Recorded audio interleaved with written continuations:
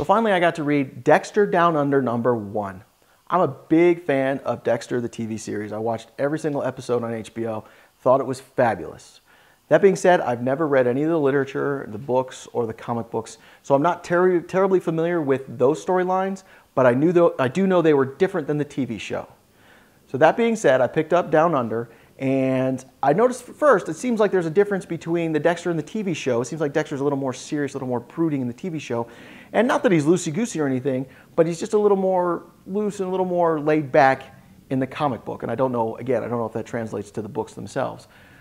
There's some serial murders in Australia, and the Australian Police Department hires Dexter from Miami to come down to investigate with them, to help them.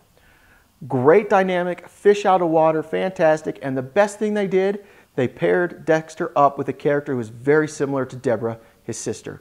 It's fantastic. It's Shauna Wiggs, part of the Australian Police Department. She cusses up a storm, and she wants to get her man and is always to the point, and it's fantastic. I love their dynamic. They immediately start right away searching for the killer. The one thing that's kind of cool about this is there's no relationship, meaning it's not brother, sister, whether it's step, adopted, blood, anything like that. So there's obviously a romantic factor because she's blonde, pretty good looking.